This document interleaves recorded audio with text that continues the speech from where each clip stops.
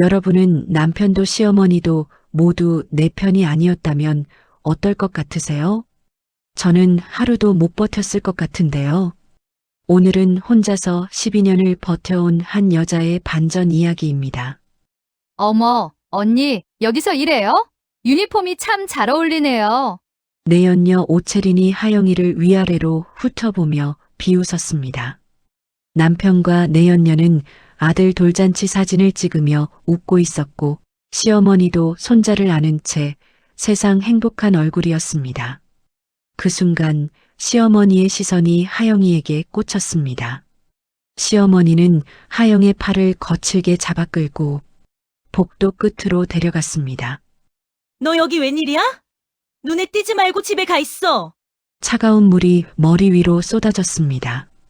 잠시 후 연회장 문이 열리고 내 호텔이야. 내 호텔에서 당장 나가.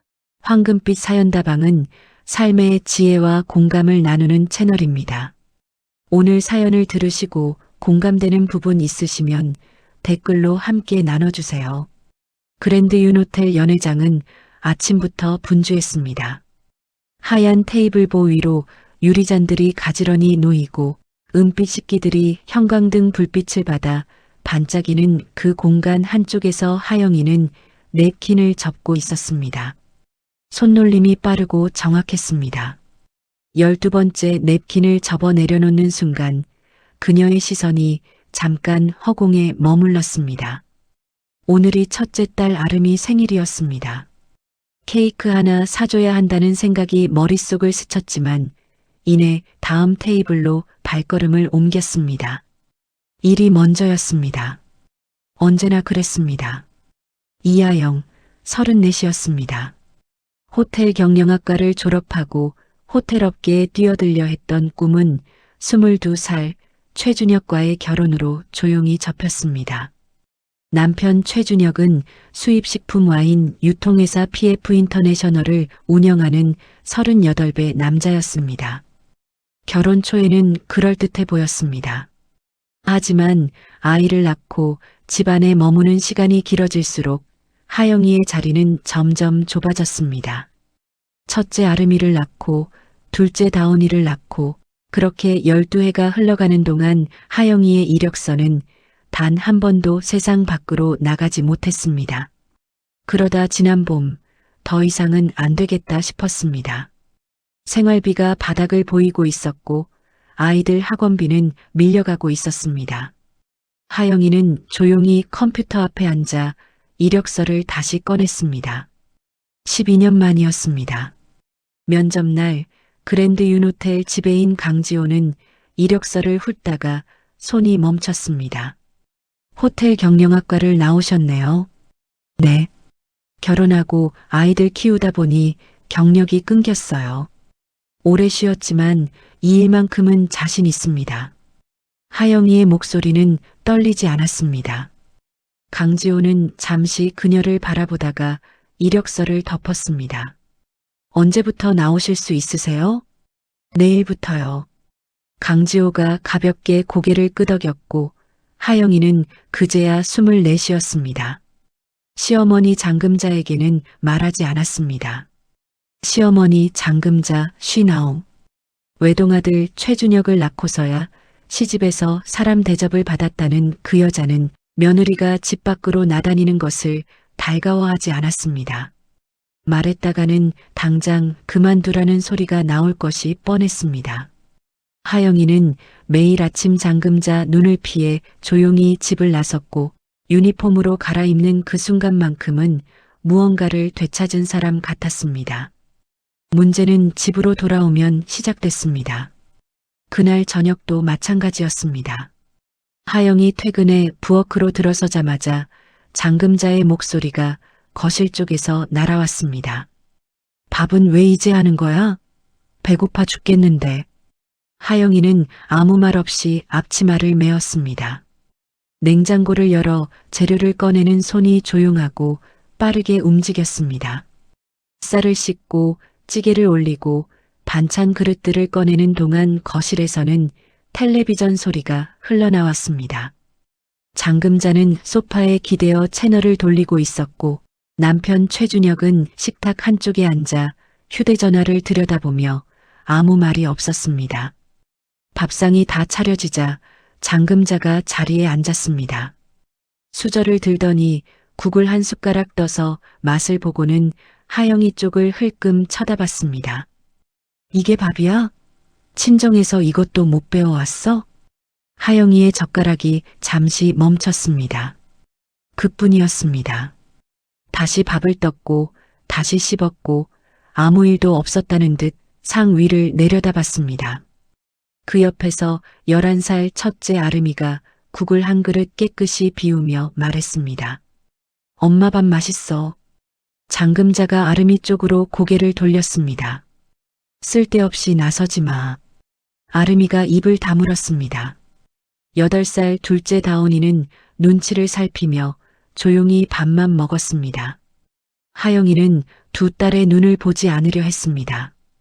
봤다가는 눈가가 뜨거워질 것 같았으니까요. 젓가락을 들고 반찬을 집는 척하면서 속으로 숫자를 셌습니다. 1, 2, 3. 참는 법이 오랜 훈련처럼 몸에 배어 있었습니다. 밥상이 끝나고 아이들을 재운 뒤 하영이는 혼자 부엌에 남았습니다. 설거지를 하는 동안 창밖으로 빗소리가 들렸습니다. 손에서 거품이 흘러내리는 걸 바라보다가 하영이는 오늘이 아름이 생일이었다는 걸 다시 떠올렸습니다. 케이크를 못 사줬습니다. 행주로 손을 닦고 방 안을 들여다보니 아름이와 다온이가 나란히 누워 자고 있었습니다. 두 아이의 고른 숨소리가 방 안을 가득 채우고 있었습니다. 하영이는 문설주에 기대어 한참 그 모습을 바라봤습니다. 발끝이 미세하게 떨렸지만 눈물은 흘리지 않았습니다. 다음 날 장금자가 친척 모임에서 한 말은 하영이의 귀에 오랫동안 남았습니다. 우리 집에 예단도 변변찮게 들어온 며느리거든요. 뭘 기대하겠어요. 친척들이 어색하게 눈을 피했습니다. 하영이는 웃고 있었습니다. 입꼬리는 올라가 있었지만 두 손은 무릎 위에서 조용히 맞잡혀 있었습니다. 손등이 하얘질 만큼 꽉 쥐고 있었습니다. 모임이 끝나고 돌아오는 차 안에서 아무도 말이 없었습니다. 최준혁은 운전하면서 한 번도 하영이 쪽을 보지 않았고 하영이는 창밖을 바라봤습니다. 가로등 불빛이 유리창 위로 지나쳐갔습니다. 그날 밤 하영이는 화장실에 들어가 거울 앞에 섰습니다. 수도꼭지를 틀고 찬물로 세수를 했습니다. 차가운 물이 뺨을 타고 흘러내렸습니다. 거울 속 자신의 눈을 바라보며 잠시 가만히 있다가 수건을 들어 얼굴을 닦았습니다. 소리를 내지는 않았습니다. 입술만 움직였습니다. 괜찮아. 딸들 때문에 참는 거야. 그것으로 충분했습니다. 다음 날 아침도 그 다음 날 아침도 하영이는 유니폼을 챙겨 집을 나섰습니다. 지하철 안에서 가방을 무릎 위에 올려놓고 창밖을 바라보는 하영이의 얼굴에는 묘한 평온함이 있었습니다. 호텔에 도착해 유니폼으로 갈아입고 거울을 보는 그 순간만큼은 12해 전 꿈을 향해 달려가던 22살의 하영이 잠깐씩 돌아오는 것 같았습니다. 강지호는 그런 하영이를 가끔 멀리서 바라봤습니다. 그가 무슨 생각을 하는지는 아무도 몰랐습니다. 다만 그는 하영이 지나칠 때마다 시선이 한 박자 늦게 돌아왔고 때로는 이력서를 꺼내 호텔 경영학과라고 적힌 글씨를 잠시 바라보다 서랍 깊숙이 넣어두었습니다. 밤 9시 아이들이 잠든 거실에 하영이 혼자 앉아 있었습니다. 식탁 위에 차가워진 밥 한 공기가 놓여 있었습니다. 최준혁은 아직 들어오지 않았습니다. 하영이는 숟가락을 들었다가 내려놓았다가를 반복하다가 결국 천장을 올려다봤습니다. 나지막한 목소리가 빈 부엌에 퍼졌습니다. 이게 내 12회였습니다. 하영이 그 말을 중얼거린 날 밤 최준혁은 새벽 2시가 넘어서야 들어왔습니다. 현관문이 열리는 소리에 하영이는 눈을 떴지만 몸을 일으키지 않았습니다. 이불 속에서 천장을 바라보며 발소리를 들었습니다. 하영이는 눈을 감았습니다. 생각하지 않으려 했습니다. 다음 날 아침 하영이 세탁물을 분류하다가 손이 멈췄습니다. 최준혁의 와이셔츠에서 낯선 냄새가 났습니다. 향수였습니다. 하영이 쓰는 것이 아니었습니다. 꽃향이 섞인 달콤한 냄새가 손끝에서 코끝으로 올라왔습니다. 하영이는 잠시 와이셔츠를 들여다보다가 아무 말 없이 세탁기 안으로 밀어 넣었습니다. 뚜껑을 닫고 버튼을 눌렀습니다. 세탁기가 돌아가기 시작했습니다. 부엌으로 돌아와 설거지를 하는 동안 거실에서 장금자의 목소리가 들려왔습니다. 전화 통화 중이었습니다. 요즘 준혁이가 좋은 사람 만났다며? 그래, 어머니도 기대가 되지. 이번엔 좀 다를 것 같아. 하영이의 손이 잠깐 멈췄습니다. 수도꼭지에서 물이 계속 흘러내렸습니다. 좋은 사람. 그 말이 귓속에서 맴돌았습니다. 하영이는 수세미를 다시 집어들었습니다. 그릇을 닦는 손이 평소보다 세게 움직였습니다. 그로부터 며칠 뒤였습니다. 동네 미용실 원장 정순례가 찾아온 건요. 저녁 무렵 초인종이 울렸고 문을 열자 정순례가 작은 봉지를 들고 서 있었습니다. 정순례는 이 동네에서 20년 넘게 미용실을 해온 사람이었습니다. 눈치가 빠르고 말이 많기로 소문났지만 그날만큼은 입을 쉽게 열지 못했습니다. 현관 앞에서 봉지를 만지작거리다가 결국 목소리를 낮췄습니다. 하영 씨, 내가 진작에 말했어야 했는데 며칠을 망설였어.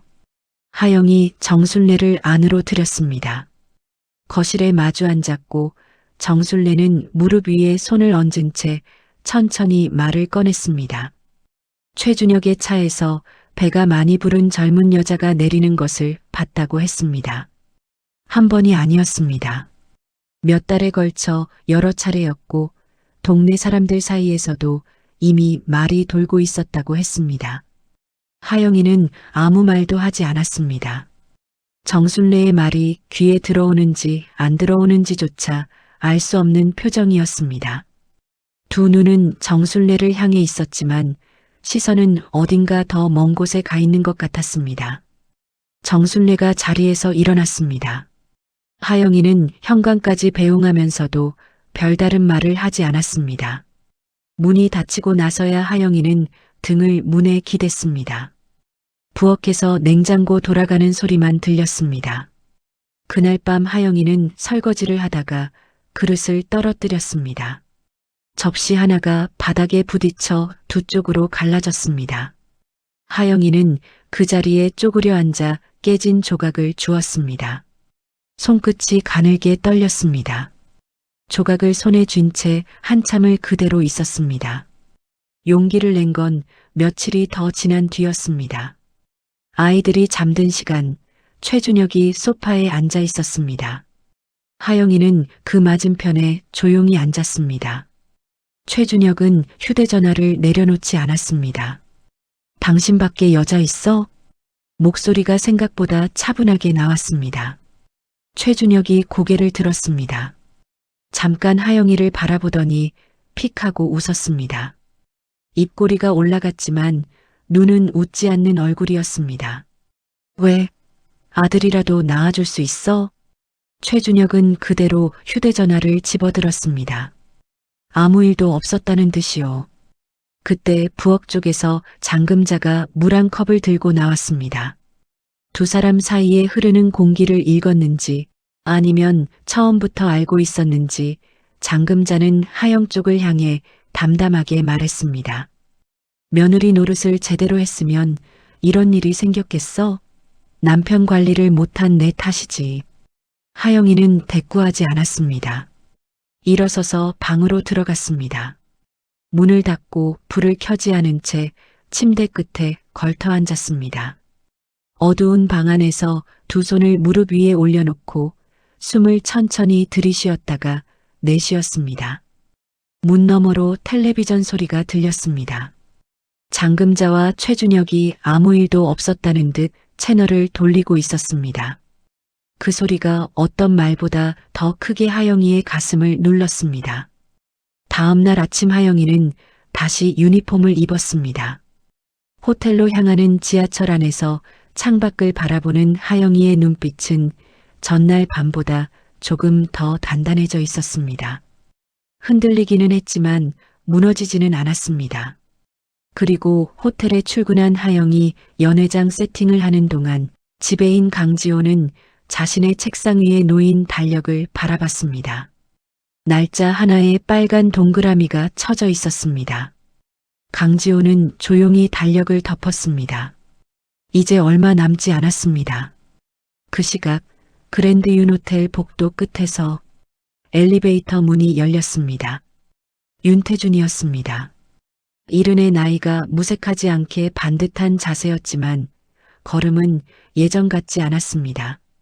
한 걸음 한 걸음에 힘이 실리는 것 같으면서도 어딘가 조심스러웠고 강지호가 늘 한 발짝 뒤에서 따라붙는 것이 그 이유를 말해주고 있었습니다.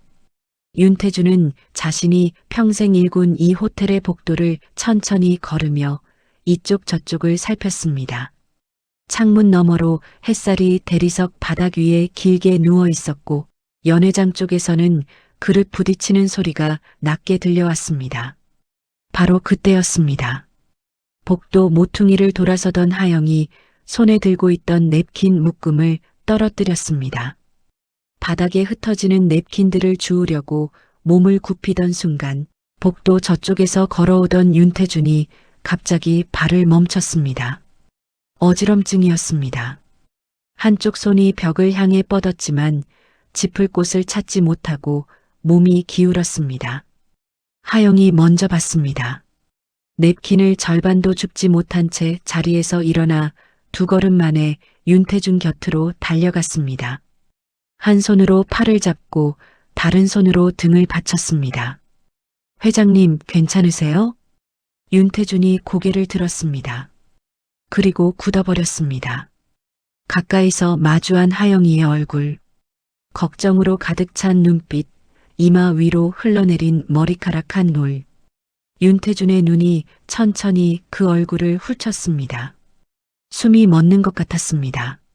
수십 년 전 어느 봄날 환하게 웃던 21살 이명희의 얼굴이 눈앞에서 겹쳐졌습니다.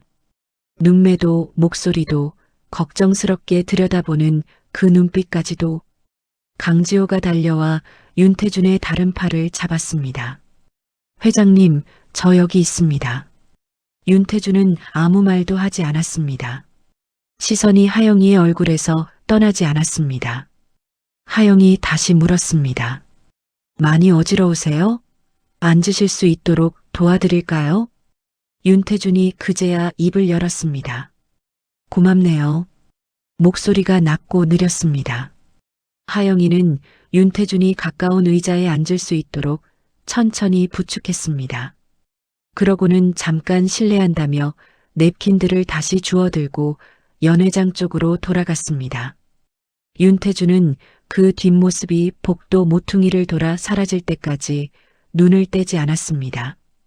강지호가 조심스럽게 물었습니다. 괜찮으십니까, 회장님? 윤태준은 대답 대신 강지호를 올려다봤습니다. 저 직원 이름이 뭔가? 강지호의 눈빛이 미세하게 흔들렸습니다.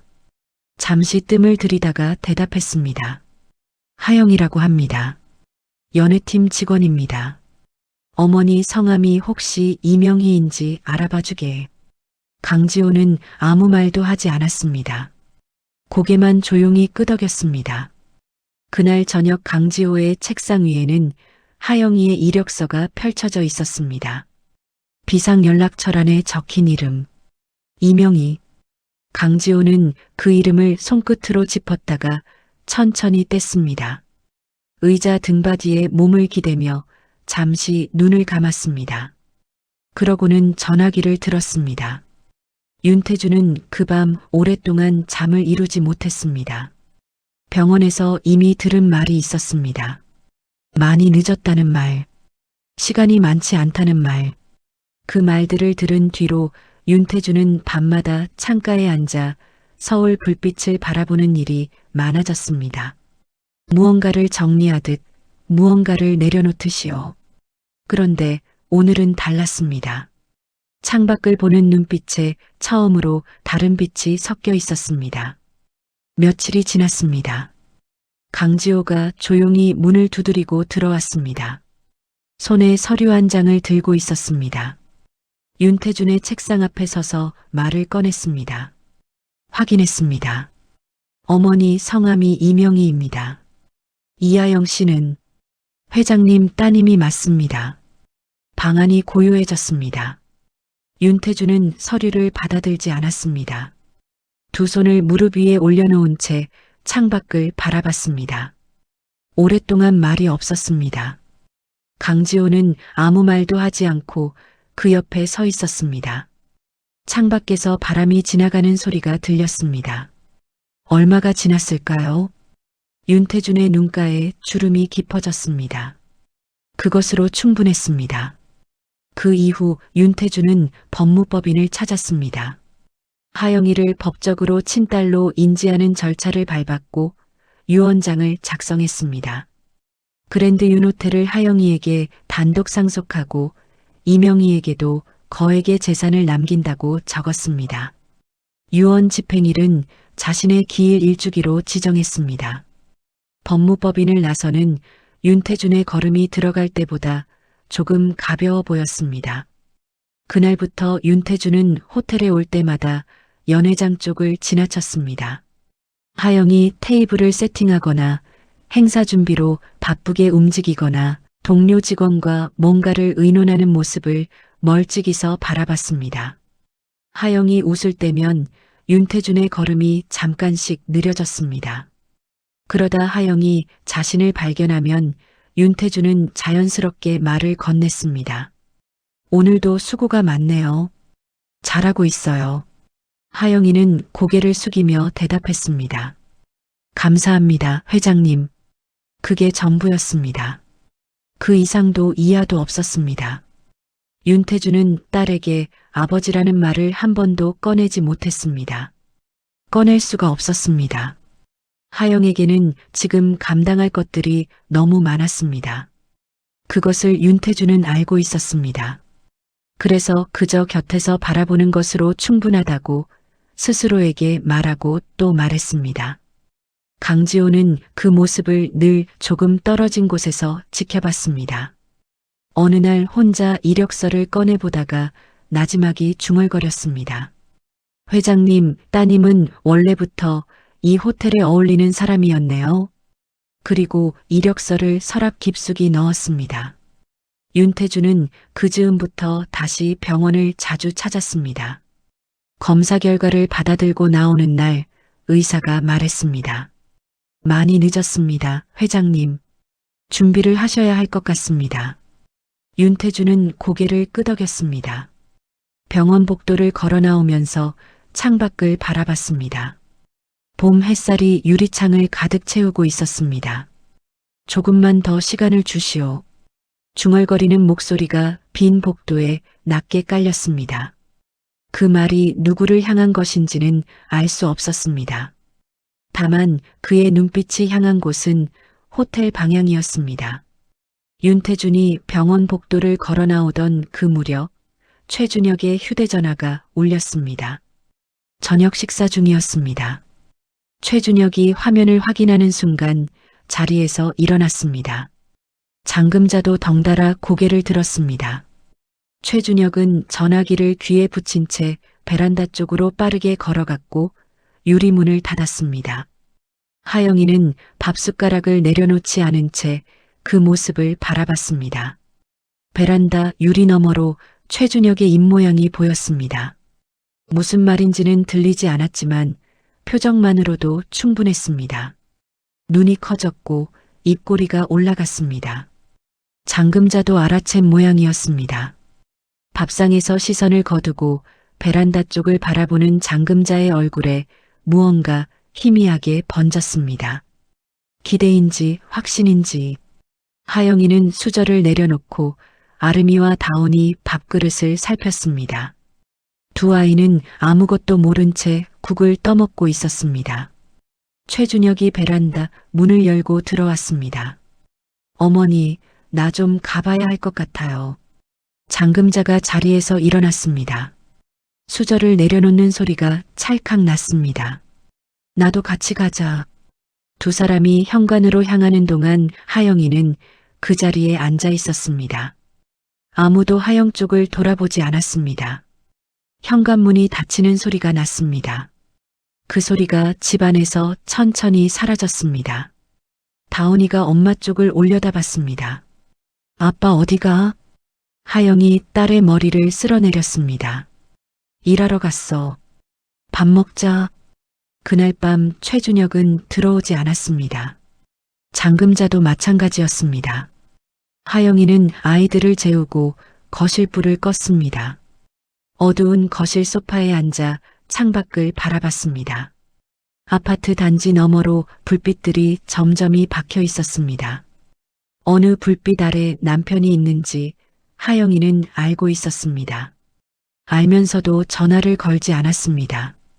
다음 날 새벽에 돌아온 장금자의 얼굴은 평소와 달랐습니다. 눈이 살아 있었습니다. 부엌으로 들어서면서 하영과 눈이 마주쳤지만 장금자는 별말을 하지 않았습니다. 대신 혼잣말처럼 중얼거렸습니다. 드디어 우리 집대를 이을 손자가 생겼어. 하영이의 손이 국자 위에서 멈췄습니다. 찌개 끓는 소리가 부엌에 가득 찼습니다. 혼외자인데도요? 입 밖으로 나온 말이었습니다. 장금자가 하영이를 돌아봤습니다. 눈빛에 날이 서 있었습니다. 아들이면 됐어. 피는 못 속여. 그리고 장금자는 방으로 들어갔습니다. 하영이는 가스불 앞에 서서 찌개를 저었습니다. 국자가 냄비 안을 천천히 돌았습니다. 뜨거운 김이 얼굴 위로 올라왔습니다. 그날 이후 집안 공기가 달라졌습니다. 장금자의 목소리가 높아졌고 전화 통화가 잦아졌습니다. 하영이 부엌에서 일하는 동안 거실에서 흘러나오는 장금자의 목소리가 자꾸만 귀에 걸렸습니다. 돌잔치는 제대로 해야지. 아무 데서나 하면 안 되지. 시내에서 제일 좋은 데로 알아봐. 하영이는 행주를 짰습니다. 손에 힘이 들어갔습니다. 며칠 뒤 장금자가 거실 탁자 위에 팸플릿 하나를 펼쳐 놓았습니다. 그랜드 윤호텔 연회장 안내 책자였습니다. 하영이는 부엌에서 그 모습을 봤습니다. 자신이 매일 유니폼을 입고 출근하는 그 호텔의 이름이 팸플릿 표지에 크게 박혀 있었습니다. 다리에서 힘이 빠지는 것 같았습니다. 냉장고 손잡이를 잡았습니다. 장금자가 팸플릿을 넘기며 말했습니다. 여기가 제일 좋겠어. 연회장도 크고 음식도 고급이고 우리 손자 돌잔치는 이 정도는 돼야지. 하영이는 아무 말도 하지 않았습니다. 냉장고 문을 열고 반찬통을 꺼내는 척하며 고개를 숙였습니다. 찬 공기가 얼굴로 밀려왔습니다. 그날 저녁 아름이 생일이었습니다. 11살이 된 첫째 딸의 생일이었지만 케이크도 선물도 촛불도 없었습니다. 장금자는 혼외자 손자 돌잔치 장소를 알아보느라 저녁 내내 전화를 붙잡고 있었고 최준혁은 퇴근 후 잠깐 들렀다가 다시 나갔습니다. 아름이는 내색하지 않았습니다. 밥을 먹으면서 엄마 눈치를 살폈습니다. 하영이는 아이들이 잠든 뒤 편의점에 다녀왔습니다. 작은 케이크 하나를 사서 방으로 들어갔습니다. 아름이를 조심스럽게 깨웠습니다. 아름이가 눈을 비비며 일어났고 하영이는 케이크 위에 촛불 하나를 꽂고 불을 켰습니다. 어두운 방 안에서 촛불 하나가 조용히 타올랐습니다. 다온이도 눈을 뜨고 일어나 앉았습니다. 생일 축하해, 아름아. 하영이의 목소리가 낮았습니다. 아름이가 촛불을 바라봤습니다. 그러다 불을 후하고 불었습니다. 셋이서 작은 케이크를 나눠 먹었습니다. 아무 말도 없었습니다. 플라스틱 포크가 케이크에 닿는 소리만 방 안에 가득했습니다. 잠시 후 다온이가 물었습니다. 할머니는 왜 우리 생일엔 케이크도 없어? 하영이 입을 열려다 닫았습니다. 아름이가 동생 옆구리를 슬쩍 찔렀습니다. 엄마가 사줬잖아. 하영이는 두 딸을 번갈아 바라봤습니다. 11살 아름이가 벌써 이렇게 어른스러워진 것이 마음이 아팠습니다. 하영이는 포크를 내려놓고 두 딸을 품에 안았습니다. 아무 말도 하지 않았습니다. 그냥 그렇게 안고 있었습니다. 다음 날 아침 하영은 유니폼을 입고 그랜드 윤호텔로 출근했습니다. 로비를 지나치는 동안 발걸음이 한번 느려졌습니다. 이 호텔 어딘가에서 그 돌잔치 준비가 진행되고 있을 거라는 생각이 발끝을 무겁게 했습니다. 어느 연회장인지 어느 날짜인지 알고 싶지 않았습니다. 알게 되면 더 무거워질 것 같았습니다. 하영은 고개를 들었습니다. 그리고 배정받은 연회장 안으로 들어가 테이블 세팅을 시작했습니다. 냅킨을 접는 손이 흔들리지 않았습니다. 멈추지 않았습니다. 그것이 하영이 할 수 있는 전부였습니다. 적어도 그날까지는요. 돌잔치 날짜가 잡혔다는 말을 들은 건 그로부터 며칠 뒤였습니다. 장금자가 거실에서 오채린과 전화 통화를 하면서 날짜를 확인하는 소리가 부엌까지 들려왔습니다.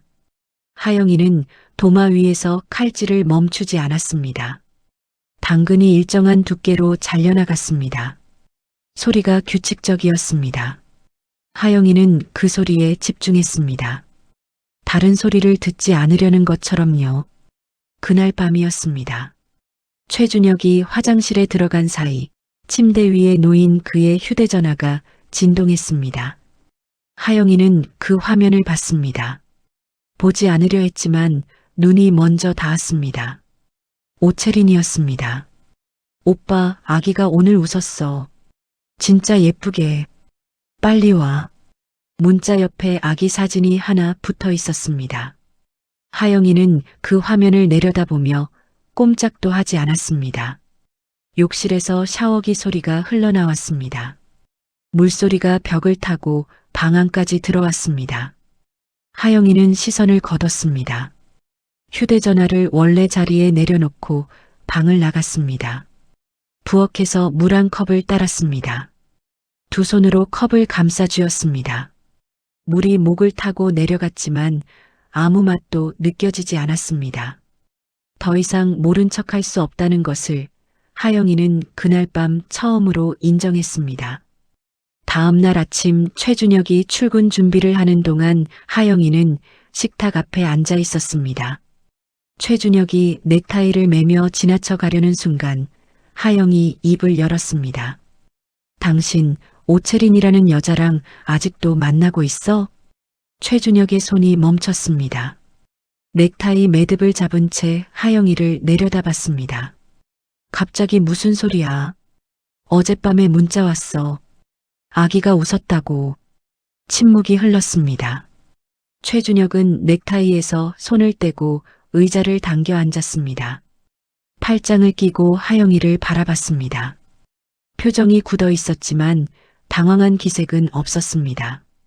오히려 어딘가 정리된 사람의 얼굴이었습니다. 어차피 당신은 아들을 못 낳잖아. 말이 칼처럼 날아왔습니다. 하영이의 두 눈이 한번 크게 떴다가 천천히 가라앉았습니다. 최준혁은 자리에서 일어나 재킷을 집어들었습니다. 그때 거실 쪽에서 장금자가 들어왔습니다.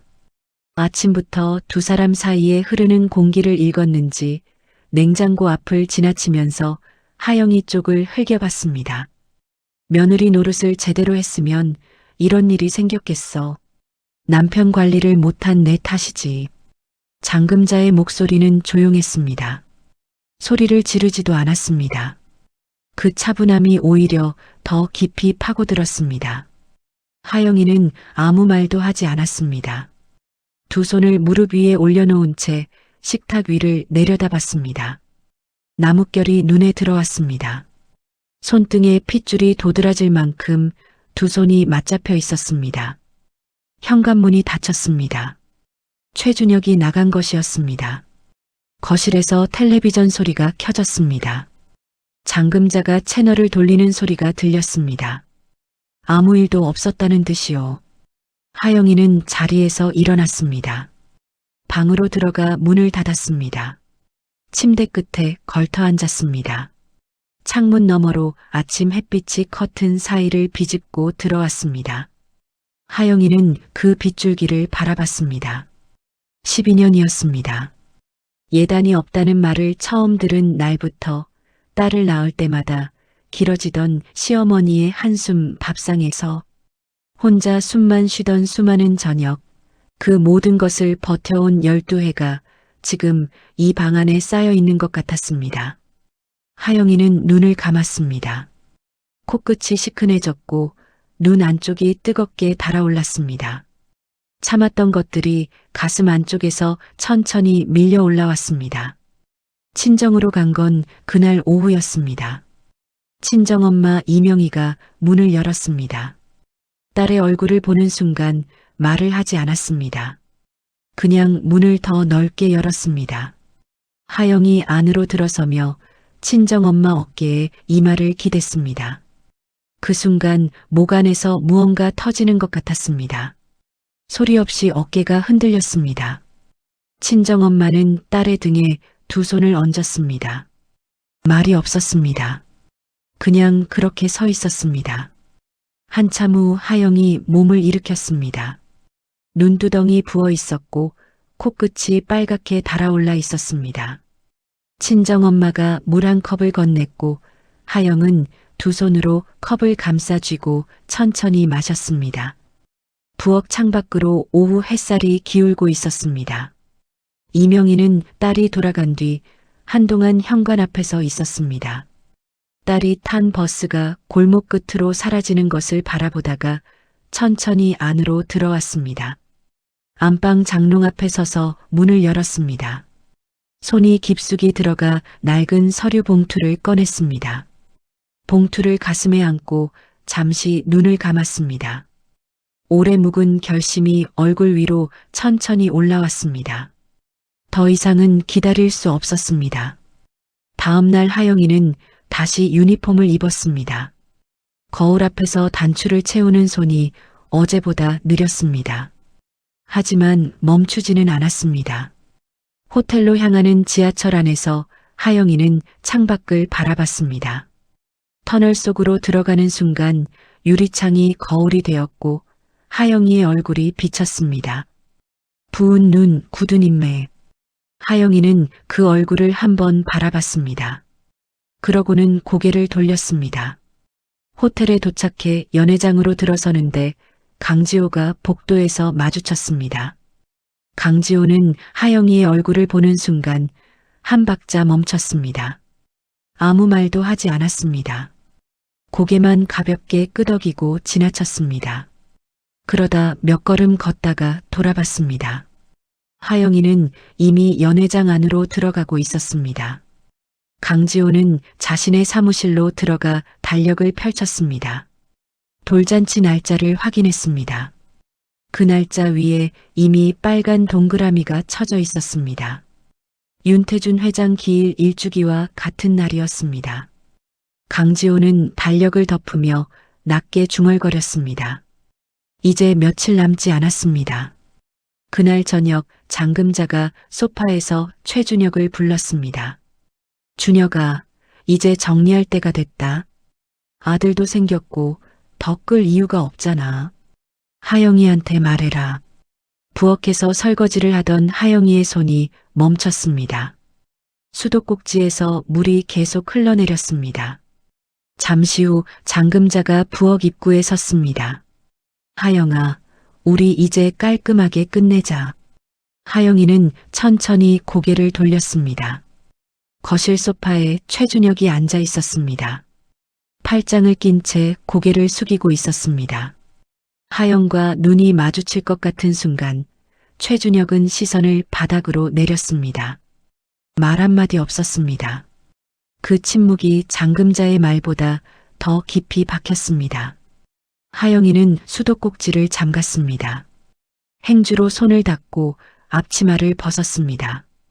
그리고 방으로 들어가 문을 닫았습니다. 그날 밤 하영이는 잠을 이루지 못했습니다. 아름이와 다온이의 고른 숨소리를 들으며 천장을 바라봤습니다. 눈을 감으면 무언가 쏟아질 것 같아서 끝까지 눈을 감지 않았습니다. 토요일 아침이었습니다. 하영이는 자리에서 일어났습니다. 토요일은 호텔에서 제일 바쁜 날이었습니다. 결혼식, 돌잔치로 연회장 일정이 꽉 차 있었습니다. 아이들은 친정집에 맡기기로 했습니다. 유니폼을 챙겨 가방에 넣었습니다. 아름이와 다온이를 깨우지 않고 방문을 조용히 닫았습니다. 그랜드 윤호텔 로비에는 아침부터 꽃향기가 흘렀습니다. 대리석 바닥은 거울처럼 닦여 있었습니다. 하영이는 탈의실에서 유니폼으로 갈아입고 오늘 배정된 연회장을 확인했습니다. 3층 그랜드홀이었습니다. 호텔에서 가장 큰 연회장이었습니다. 행사 시작까지는 2시간 가까이 남아 있었습니다. 하영이는 연회장 문을 열고 들어갔습니다. 냅킨을 접고 유리잔을 닦고 꽃 장식을 정리했습니다. 연회장 중앙에는 이미 돌잔치상이 차려져 있었습니다. 형형색색의 떡과 과일이 탑처럼 쌓였고 아이 이름이 수놓인 현수막이 벽면을 가득 채웠습니다. 하영이는 그 현수막을 보지 않으려 했습니다. 눈을 돌리고 냅킨을 집었습니다. 그때였습니다. 연회장 문이 열렸습니다. 스냅사진 작가가 먼저 들어왔습니다. 카메라 가방을 어깨에 맨 채 조명 각도를 확인하며 이리저리 움직였습니다. 그 뒤로 발소리가 들렸습니다. 하영이는 테이블에 시선을 고정한 채 손을 움직였습니다. 여기 조명 이쪽으로 틀어줘요. 아이 얼굴이 잘 나와야 하니까. 젊고 밝은 목소리였습니다. 하영이의 손이 냅킨 위에서 멈췄습니다. 천천히 고개를 들었습니다. 한복을 곱게 차려입은 오채린이 아이를 안고 연회장 중앙으로 걸어 들어오고 있었습니다. 아이는 색동 돌복을 입고 있었습니다. 오채린의 얼굴은 환했습니다. 볼에 홍조가 올라 있었습니다. 그 곁에 최준혁이 한복을 차려입고 나란히 서 있었습니다. 하영이는 그 자리에서 굳어버렸습니다. 최준혁이었습니다. 하영이의 남편이었습니다. 그 남자가 다른 여자와 아이 곁에서 사진 작가의 안내에 따라 자연스럽게 자리를 잡고 있었습니다. 마치 오래전부터 그 자리에 있었던 사람처럼요. 오채린이 하영이와 눈이 마주치자 살짝 웃었습니다. 어머, 언니 여기서 일해요? 유니폼이 참 잘 어울리네요. 오늘도 잘 부탁드려요. 하영이를 위아래로 훑어보며 비아냥거렸습니다. 그러고는 아이 쪽으로 시선을 돌렸습니다. 오채린이 아이를 돌잔치 상 앞에 세우며 웃음을 터뜨렸습니다. 어머, 너무 예쁘다. 사진 많이 찍어주세요. 셔터 소리가 연회장 안에서 울렸습니다. 찰칵, 찰칵. 그 소리가 하영이의 귀 안에서 이상하게 크게 들렸습니다. 그때 연회장 문이 다시 열렸습니다. 장금자였습니다. 고급스러운 한복을 차려입고 성큼성큼 걸어 들어오면서 손주를 향해 두 팔을 벌렸습니다. 우리 손자, 할머니 왔다. 평생 며느리 하영이에게 한 번도 짓지 않던 그 환한 웃음이었습니다. 목소리에 온기가 넘쳤습니다. 장금자는 오채린 품에서 아이를 받아 안더니 볼에 뽀뽀를 했습니다. 오채린이 장금자 팔을 잡으며 웃었습니다. 최준혁이 그 옆에서 스마트폰을 꺼내 사진을 찍었습니다. 하영이는 연회장 구석에 서 있었습니다. 아무도 하영이를 보지 않았습니다. 스태프 유니폼을 입은 채 냅킨을 손에 쥐고 그 자리에 서 있는 하영이를 그 세 사람은 처음부터 없었던 것처럼 지나쳤습니다. 장금자의 시선이 하영이에게 닿았습니다. 눈이 마주쳤습니다. 장금자의 얼굴이 순간 굳었습니다. 그러다 눈썹이 미세하게 올라갔습니다. 어머, 너 여기 웬일이야? 왜 여기 있어? 대답을 기다리지 않았습니다. 장금자의 손이 하영이의 팔을 낚아챘습니다. 연회장 문 쪽으로 끌었습니다. 하객들 시선을 피해 후문 쪽 서비스 복도로 방향을 틀었습니다. 장금자의 구두 소리가 복도를 날카롭게 두드렸습니다. 후문 앞에서 장금자가 하영이를 돌아봤습니다. 목소리를 낮췄지만 눈빛은 달랐습니다. 너 왜 여기서 이래? 오늘 눈에 띄지도 마. 얼른 집에 가. 집에나 가 있어. 안 돼요. 이건 제 일이에요. 집에 가라고. 장금자의 손이 하영이의 유니폼 재킷을 잡아챘습니다. 강제로 잡아당겼습니다. 하영이가 중심을 잃고 비틀거렸습니다. 재킷이 바닥에 떨어졌습니다. 이 꼴로 무슨 일을 해? 하영이는 바닥에 떨어진 재킷을 향해 손을 뻗었습니다. 저는 일해야 해요. 장금자의 눈이 가늘어졌습니다. 그때 시선이 옆으로 움직였습니다. 시어머니 장금자는 청소를 하던 아주머니의 물통을 집어들었습니다. 아주머니가 미처 손 쓸 새도 없이 하영이한테 물을 뿌렸습니다. 하영의 머리 위에서부터 물이 쏟아졌습니다. 귀 뒤로, 목덜미로, 등 아래로 차가운 물이 한꺼번에 몸을 타고 흘러내렸습니다. 머리카락이 얼굴에 달라붙었습니다. 블라우스가 피부에 찰싹 달라붙었습니다. 눈도 못 감았습니다. 이게 내 꼴이야. 당장 꺼져. 물통이 바닥에 내동댕이 쳐졌습니다. 장금자의 구두 소리가 복도를 울리며 멀어졌습니다. 청소 아주머니는 그 자리에 굳어 있었습니다. 아무 말도 없었습니다. 하영이는 서 있었습니다. 후문 형광등 불빛 아래 혼자였습니다. 물이 블라우스 끝에서 바닥으로 뚝뚝 떨어졌습니다. 발끝이 젖어 들어갔습니다. 발에서 구두가 벗겨졌습니다. 다리에서 힘이 빠진 탓이었습니다. 맨발이 차가운 바닥에 닿았습니다.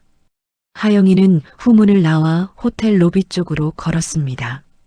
물이 뚝뚝 떨어지는 채로였습니다. 로비에 찬 공기가 젖은 몸을 감쌌습니다. 하영이는 로비 한쪽 기둥 옆에 천천히 주저앉았습니다. 머리카락 사이로 물방울이 떨어졌습니다. 반짝이는 대리석 바닥 위에 작은 물웅덩이가 만들어졌습니다. 눈앞이 흐려졌습니다. 참았던 눈물이 볼을 타고 흘러내렸습니다. 빗물처럼 턱 끝에서 떨어졌습니다. 12년이었습니다.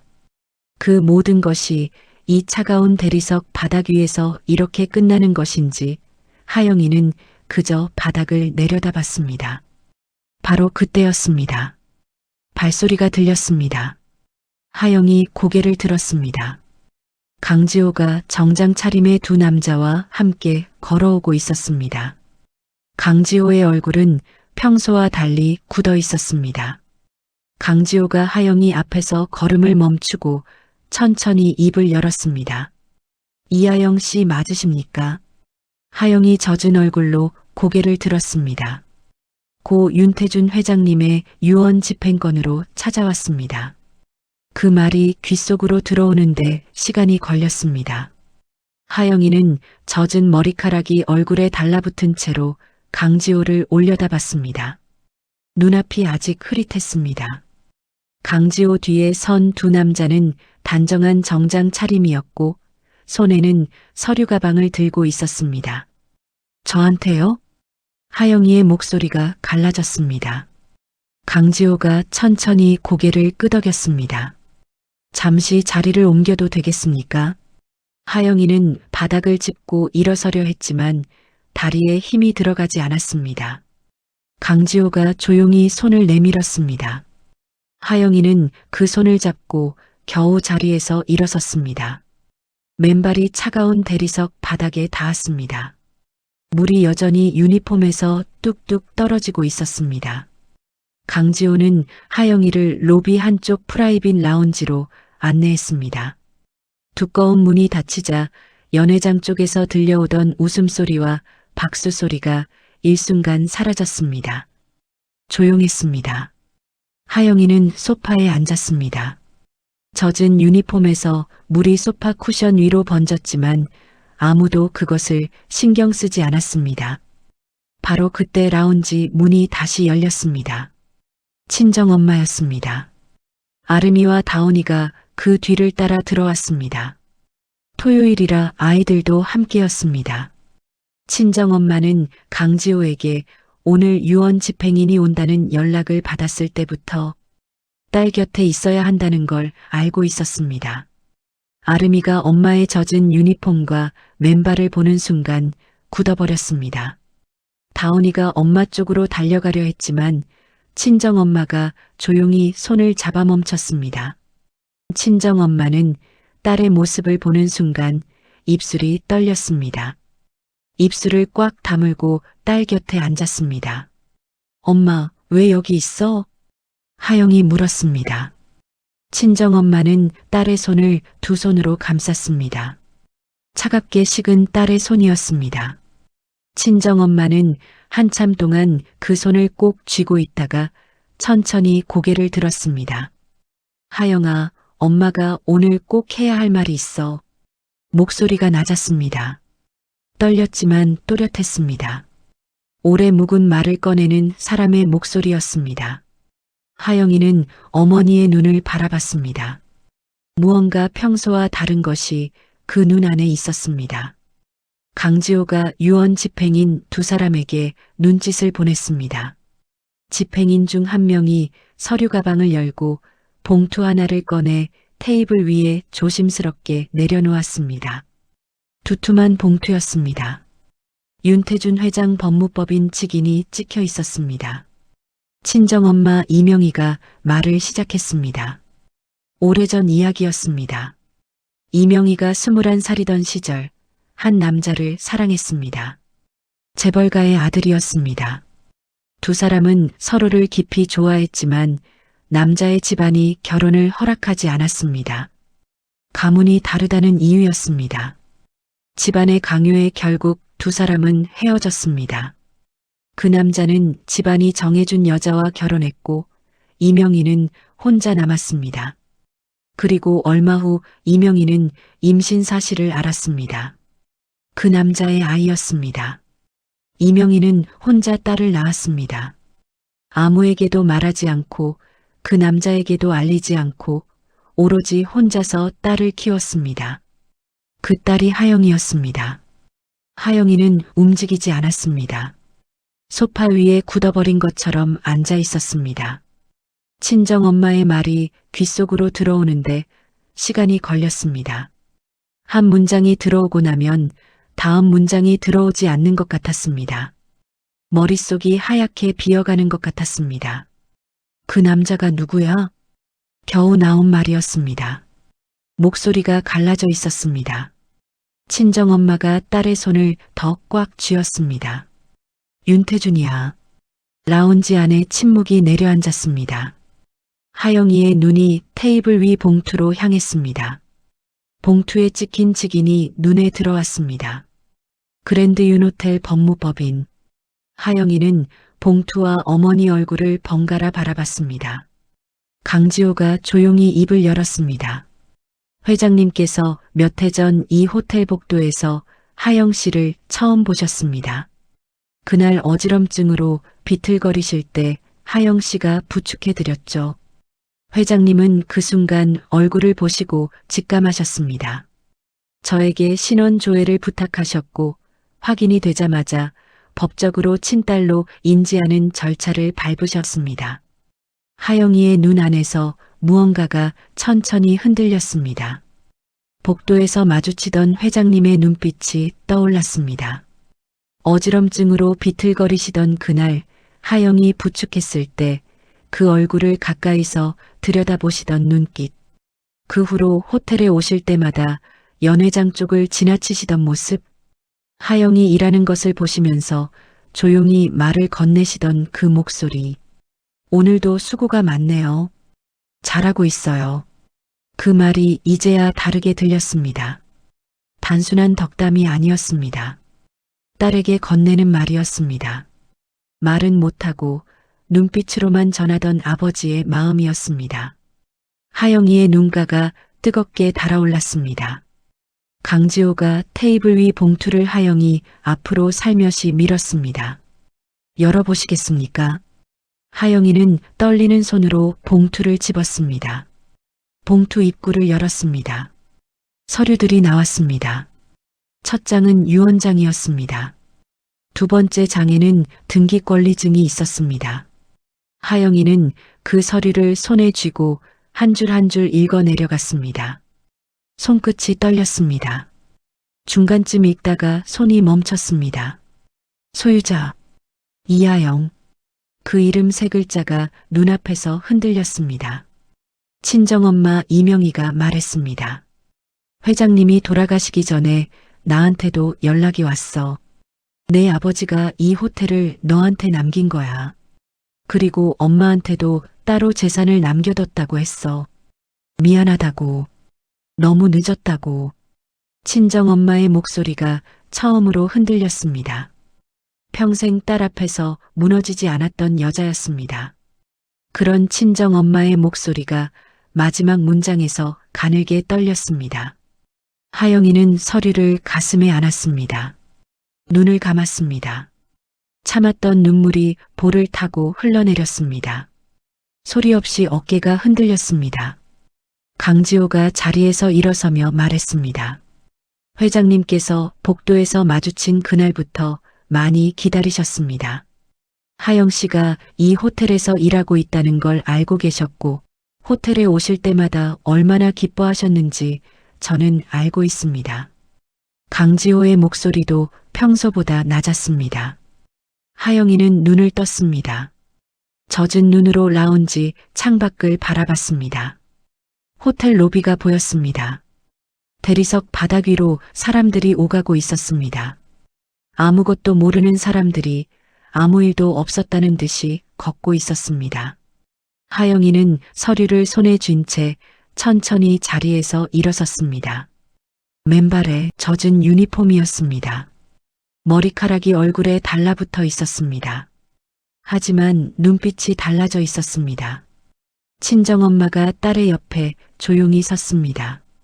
강지호가 물었습니다. 들어가시겠습니까? 하영이 연회장 쪽을 바라봤습니다.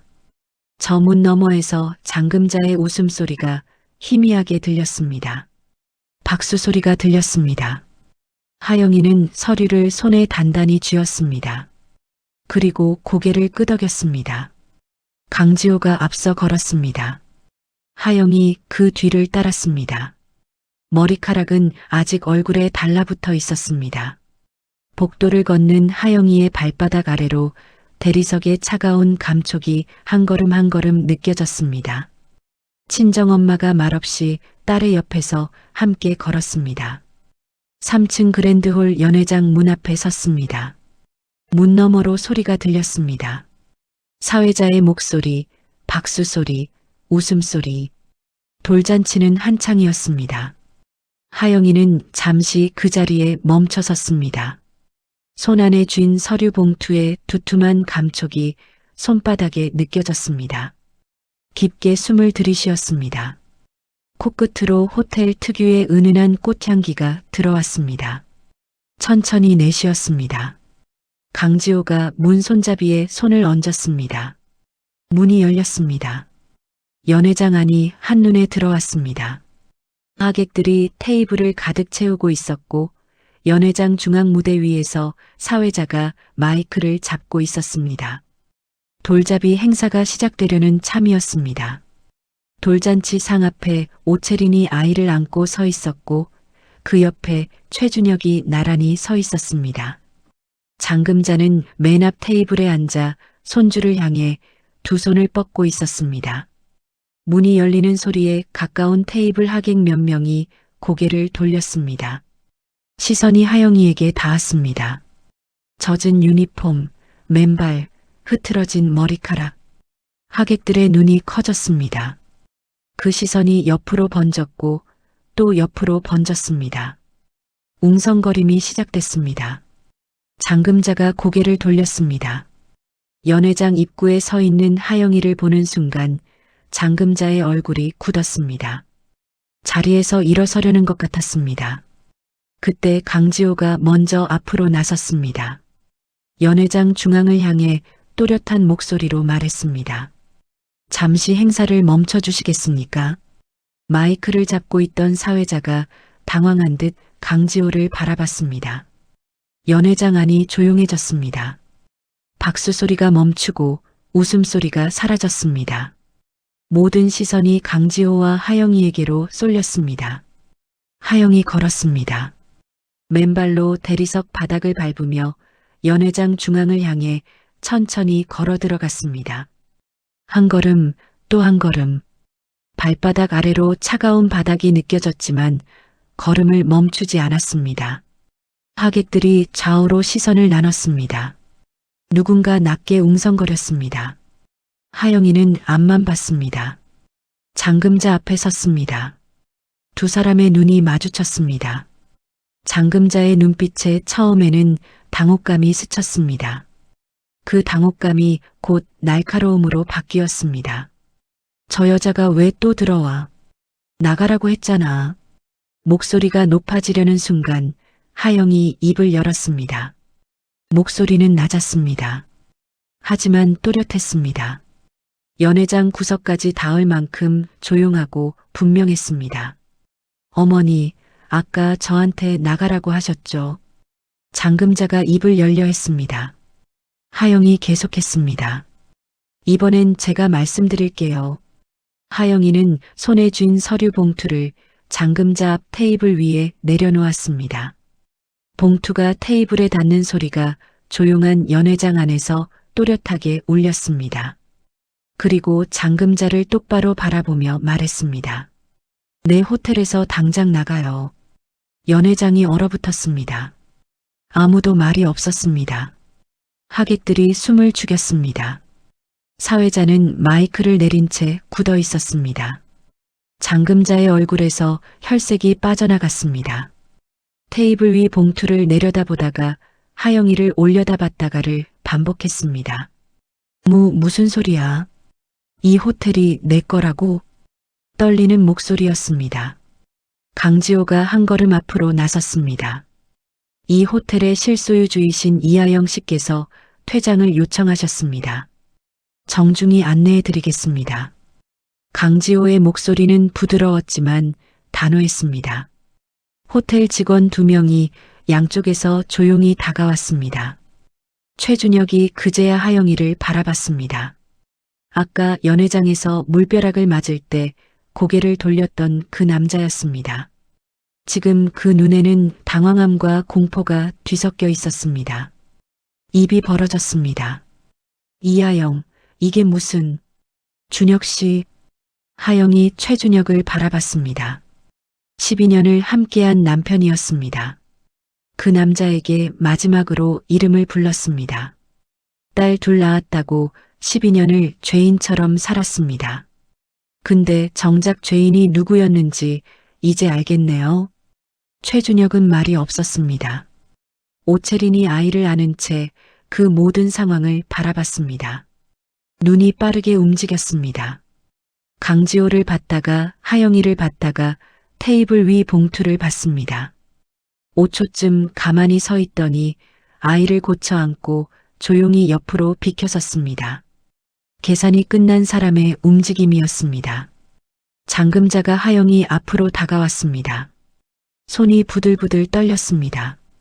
이하영, 이럴 수 있어? 12년 동안 한 식구로 산 사람한테 이게 무슨 짓이야. 하영이는 잠금자를 바라봤습니다. 흔들리지 않았습니다. 예단 없이 왔다고 12년을 무시하셨는데 정작 이 호텔이 제 것이었네요. 그 말이 끝나는 순간 잠금자의 다리에서 힘이 빠졌습니다. 뒤에 있던 의자 등받이를 잡고 겨우 버텼습니다. 두 손이 흰 테이블볼을 움켜쥐었습니다. 하객들 사이에서 웅성거림이 커졌습니다. 누군가 옆 사람과 귓속말을 나눴고 누군가는 자리에서 슬그머니 일어섰습니다. 연회장의 분위기가 한순간에 뒤바뀌었습니다. 아까까지 웃음과 박수로 가득하던 그 공간이 지금은 아무도 먼저 말을 꺼내지 못하는 무거운 침묵으로 가득 차 있었습니다. 강지호가 다시 말했습니다. 퇴장해 주시겠습니까? 장금자는 하영이를 바라봤습니다. 처음으로 그 눈에서 날카로움이 사라졌습니다. 남은 것은 공포였습니다. 건물을 잃고 며느리에게 밀려난 사람의 눈이었습니다. 호텔 직원들이 정중하게 장금자 일행을 안내하기 시작했습니다. 장금자가 발을 뗐습니다. 최준혁이 그 뒤를 따랐습니다. 하영이는 그 모습을 뒤돌아보지 않았습니다. 연회장을 가득 채우던 하객들이 하나둘 자리에서 일어나 나가기 시작했습니다. 오채리는 이미 연회장 한쪽에서 아이 짐을 챙기고 있었습니다. 기저귀 가방을 어깨에 메고 아이를 안은 채 연회장 문 쪽으로 걸어갔습니다. 최준혁이 오채린을 향해 뭔가 말하려 했지만 오채린은 고개를 돌리지 않았습니다. 그대로 문을 열고 나갔습니다. 연회장이 빠르게 비어갔습니다. 형형색색의 떡이 쌓인 돌잔치 상이 텅 빈 연회장 한가운데 그대로 남아 있었습니다. 풍선이 천장에서 흔들렸습니다. 아이 이름이 수놓인 현수막이 벽에 걸린 채였습니다. 하영이는 그 자리에 서 있었습니다. 맨발로 젖은 유니폼으로 서류 봉투를 손에 쥔 채로요. 친정엄마가 딸의 곁으로 다가왔습니다. 말없이 옆에 섰습니다. 두 사람은 한동안 아무 말도 하지 않았습니다. 비어가는 연회장을 바라봤습니다. 강지호가 하영이 곁에서 조용히 말했습니다. 수고하셨습니다. 하영이는 고개를 끄덕였습니다.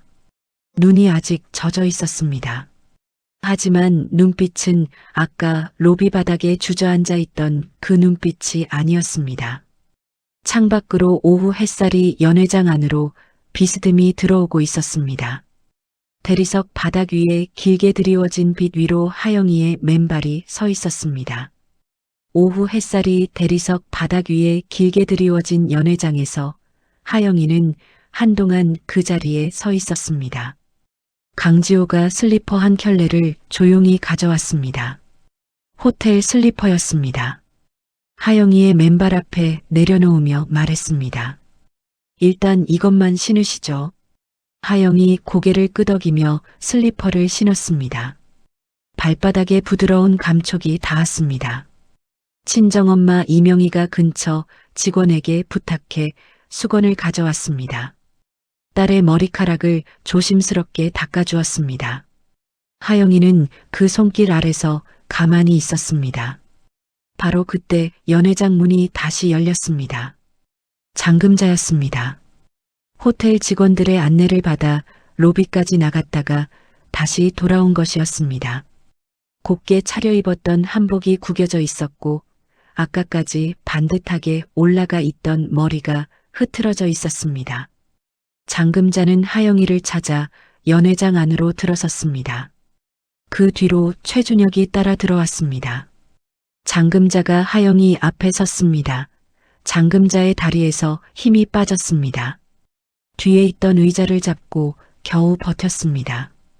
두 손이 의자 등받이를 꽉 쥐었습니다. 평생 자존심 하나로 살아온 여자였습니다. 그 여자의 목소리가 처음으로 떨렸습니다. 하영아, 내가 잘못했어. 한 번만 봐줘. 제발 한 번만. 최준혁은 그 자리에 서 있었습니다. 입을 열려다 닫았습니다. 한참을 그렇게 있다가 겨우 말을 꺼냈습니다. 상황이 너무 급했어. 어머니가 그러자고 해서 나도 어쩔 수 없었어. 하영이의 눈빛이 가라앉았습니다. 미안하다는 말 한마디 없이 끝까지 이유만 찾는 사람이었습니다. 12년 동안 그랬습니다. 아내가 시어머니에게 구박받을 때도, 딸들이 차별받을 때도, 오늘 물벼락을 맞는 그 순간에도 언제나 어머니 탓, 상황 탓이었습니다. 어쩔 수 없었다는 말은 사과가 아니에요. 끝까지 변명이네요. 최준혁이 고개를 들었습니다. 하영이의 눈을 마주보려 했지만 하영이는 이미 시선을 거뒀습니다. 장금자가 다시 고개를 들었습니다. 눈이 빨갛게 부어 있었습니다. 하영아, 내가 잘못했어. 예단 문제도 아들 타령도 오늘 이것도 전부 내가 잘못했어. 근데 지금 이러면 준혁이 회사가 무너져. 우리 집이 다 끝나는 거야. 한 번만, 딱 한 번만 봐줘. 하영이는 장금자를 바라봤습니다. 그 눈 안에 무엇이 있는지 오래 들여다봤습니다. 후회인지, 두려움인지, 미안함인지, 다급함인지. 어머니, 하영이 말했습니다. 12년 동안 저는 이 집에서 한 번도 사람 대접을 받은 적이 없었습니다. 예단 없이 왔다는 말을 밥상에서 들었고 딸을 낳을 때마다 한숨 소리를 들었습니다. 오늘은 제가 일하는 호텔에서 하객들이 다 보는 앞에서 물을 뒤집어 썼습니다. 하영이의 목소리는 흔들리지 않았습니다. 지금 와서 한 번만 봐달라고 하시는데 그 한 번이 어머니한테는 살 길일 수 있어도 저한테는 또 다른 12년의 시작입니다. 장금자의 어깨가 무너졌습니다. 손이 바닥을 짚은 채 흐느낌이 새어나왔습니다. 그때 강지호가 조용히 다가왔습니다. 손에 서류 한 장을 들고 있었습니다. 최준혁 대표님, 이것도 전달해 드려야 할 것 같습니다. 최준혁이 서류를 받아들었습니다. 눈이 빠르게 움직였습니다. PF 인터내셔널과 그랜드 윤호텔 사이의 납품 계약 해지 통보서였습니다. 최준혁의 얼굴에서 혈색이 빠져나갔습니다. 이게 무슨...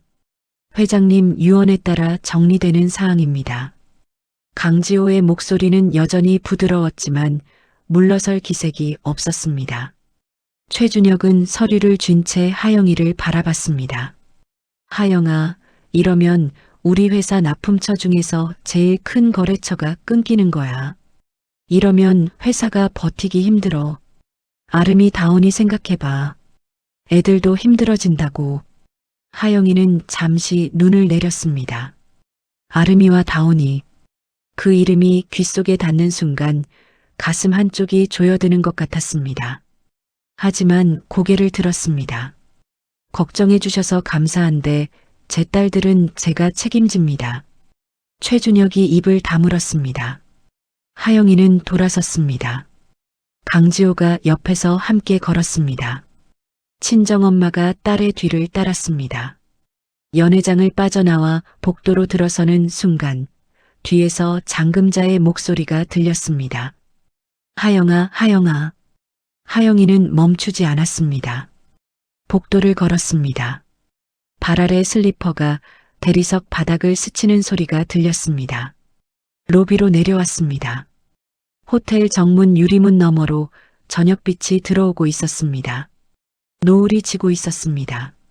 하영이는 로비 한가운데서 잠시 걸음을 멈췄습니다. 강지호가 나지막이 말했습니다. 오채린 씨는 이미 호텔을 나가셨습니다. 아이도 함께요. 하영이 고개를 끄덕였습니다. 예상했던 일이었습니다.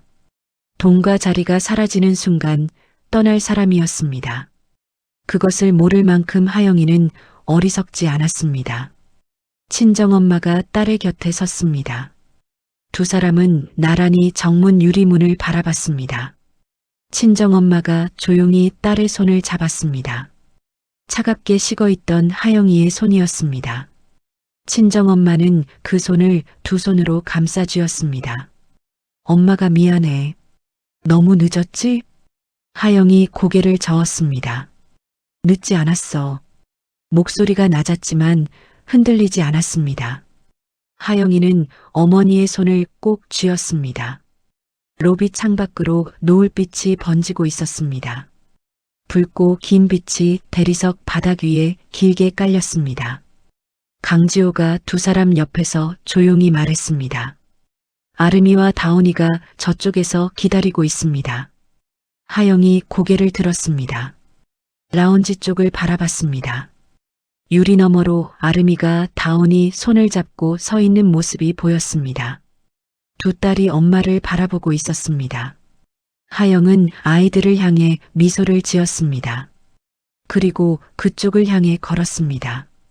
그랜드 윤호텔 정문을 나서는 발걸음은 가벼웠습니다. 왼쪽에는 친정엄마가, 오른쪽에는 아름이가 걸었습니다. 다온이는 하영의 손을 꼭 잡은 채 따라왔습니다. 저녁 바람이 젖은 유니폼을 스쳤습니다. 차가웠지만 이상하게 맑은 느낌이었습니다. 일요일은 친정에서 가벼운 마음으로 보냈습니다. 월요일 아침 하영은 친정 작은 방에서 눈을 떴습니다. 옆에 아름이와 다온이가 나란히 누워 자고 있었습니다. 다온이가 자다가 하영 팔에 손을 올려놓고 있었습니다. 하영은 그 손을 가만히 내려다봤습니다. 작고 따뜻한 손이었습니다. 자리에서 일어나 부엌으로 나오니 친정엄마가 이미 밥상을 차리고 있었습니다. 된장찌개 끓는 냄새가 부엌 가득 퍼져 있었습니다. 하영은 아무 말 없이 옆에 서서 숟가락을 꺼냈습니다. 친정엄마가 딸을 한번 바라봤다가 다시 찌개를 저었습니다. 두 사람은 말이 없었습니다. 그래도 괜찮았습니다. 밥을 먹고 나서 하영이 입을 열었습니다. 엄마, 나 오늘 호텔에 다시 가려고. 친정엄마가 수저를 내려놓았습니다. 강지호 지배인한테 연락이 왔어. 인수인계 관련해서 이야기 나눌 게 있다고. 친정엄마는 잠시 딸을 바라보다가 고개를 끄덕였습니다. 그래. 그게 전부였습니다. 더 묻지 않았습니다. 하영이 옷을 갈아입고 거울 앞에 섰습니다. 어제의 젖은 유니폼이 아니었습니다. 친정엄마가 다려준 단정한 옷이었습니다. 거울 속 하영의 눈이 어제와 달랐습니다. 부어 있었지만 흔들리지 않았습니다. 그랜드 윤호텔 로비에 들어서자 직원들이 고개를 숙였습니다. 어제까지 유니폼을 입고 같이 일하던 동료들이었습니다. 하영은 한 사람 한 사람에게 가볍게 눈인사를 했습니다. 강지호가 지배인실에서 기다리고 있었습니다. 하영이 들어서자 자리에서 일어나 의자를 권했습니다. 탁자 위에는 서류들이 정리되어 있었습니다. 호텔 운영 현황, 직원 명단, 거래처 목록, 연간 매출 자료. 강지호가 서류들을 하나씩 설명하기 시작했습니다. 하영은 경청했습니다. 메모를 했습니다. 모르는 것은 물었습니다. 강지호가 설명을 마친 뒤 잠시 하영을 바라봤습니다. 호텔 경영학과를 나오셨으니 기본 개념은 이미 알고 계시겠지만 실제 경영은 다릅니다. 배우시는데 시간이 걸릴 겁니다. 하영이 고개를 끄덕였습니다. 알고 있어요. 그래서 배우러 온 겁니다. 강지호가 서류 한 장을 하영 앞에 내밀었습니다. 대표이사 선임 동의서였습니다. 법적으로 소유주가 되셨으니 공식 직책도 정하셔야 합니다. 당분간은 제가 실무를 맡겠습니다만 대표이사는 하영 씨로 등록해 두는 것이 맞습니다. 하영이 서류를 바라봤습니다. 대표이사 이하영. 펜을 집어들었습니다. 서명란에 천천히 이름을 적었습니다. 손끝이 떨리지 않았습니다. 잘 부탁드립니다, 대표님. 강지호가 고개를 숙였습니다. 그 한마디가 하영의 귓속에서 오래 울렸습니다. 어제까지 유니폼을 입고 냅킨을 접던 사람에게 그 호칭이 이렇게 자연스럽게 닿을 줄 몰랐습니다. 그로부터 1년이 지났습니다. 그랜드 윤호텔 대표이사 이하영의 하루는 이른 아침부터 시작됐습니다. 정장을 입고 호텔에 출근하면 강지호가 하루 일정을 보고했습니다.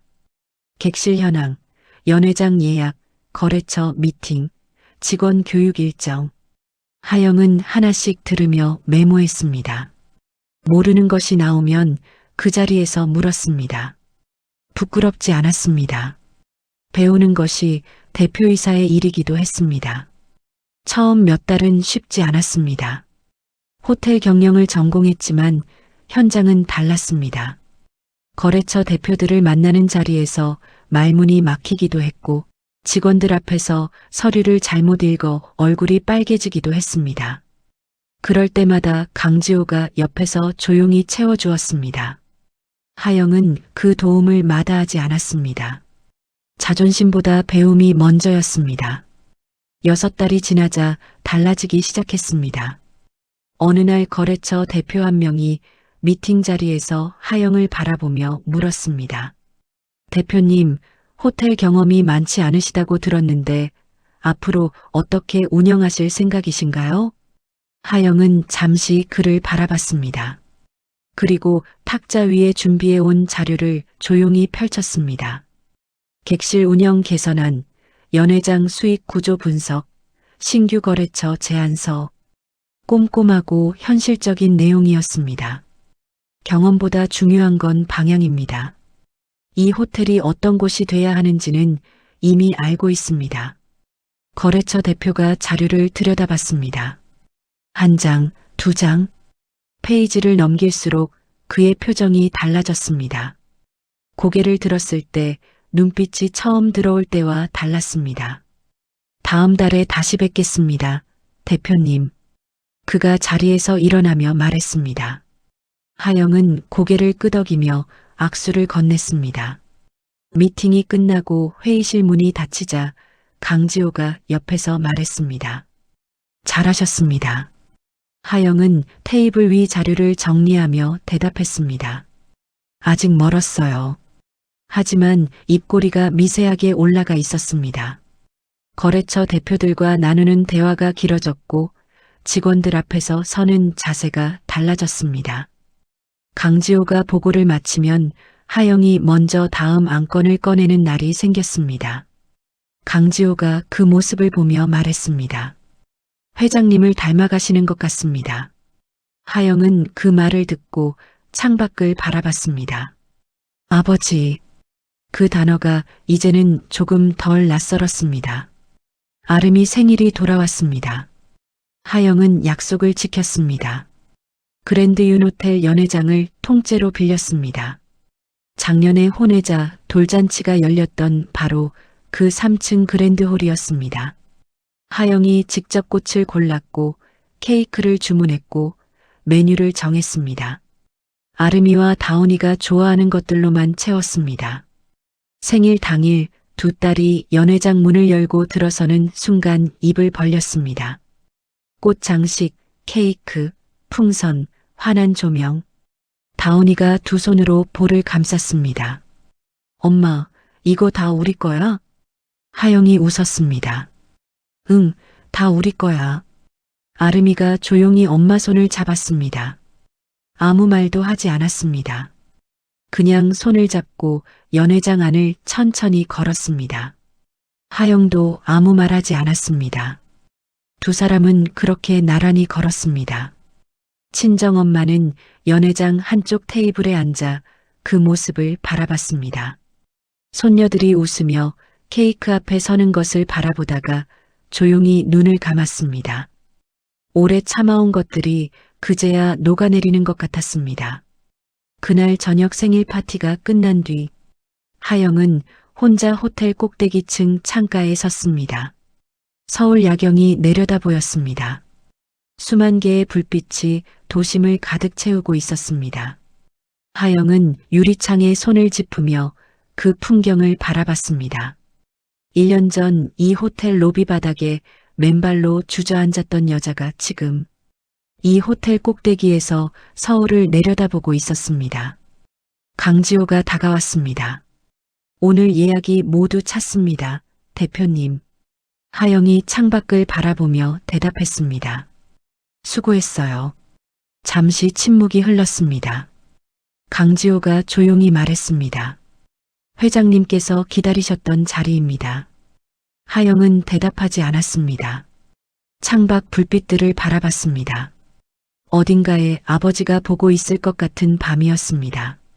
하영의 입가에 조용히 미소가 번졌습니다. 연회장 스태프에서 그랜드 윤호텔 대표이사로 물벼락을 맞고 맨발로 쫓겨난 자리에서 이 호텔의 주인으로, 버려진 사람이 아니라 스스로를 되찾은 사람으로, 이하영의 진짜 인생이 그렇게 계속되고 있었습니다. 오늘 사연 이야기 다 듣고 나서 가슴 한쪽이 먹먹해지셨나요? 저는 이 영상을 보면서 하영의 친정엄마가 자꾸 마음에 걸렸습니다. 딸을 위한다는 마음으로 수십 년을 혼자 그 비밀을 안고 살아온 여자이니까요. 한 번만 더 일찍 말했더라면 하영이가 아버지 곁에서 조금이라도 더 시간을 보낼 수 있었을 텐데 하고요. 그러다 문득 제 주변이 떠올랐습니다. 늘 곁에 있어서 당연하게 여겼던 사람들이요. 고맙다는 말 한 번 제대로 못했던 사람, 먼저 연락하면 될 텐데 자꾸 미뤄왔던 그 사람. 혹시 여러분도 지금 누군가의 얼굴이 떠오르시나요? 하영이는 아버지를 너무 늦게 알았습니다. 하지만 우리는 아직 늦지 않았습니다. 오늘 이 이야기가 끝나고 나서 오랫동안 마음속에만 담아두었던 그 말을 꺼내보시는 건 어떨까요? 고마워, 미안해, 잘 지내. 그 한마디면 충분합니다. 관계는 거창한 말이 아니라 그 작은 한마디에서 다시 시작되니까요. 지금까지 황금빛 사연다방이었습니다. 오늘도 함께 해주셔서 감사합니다.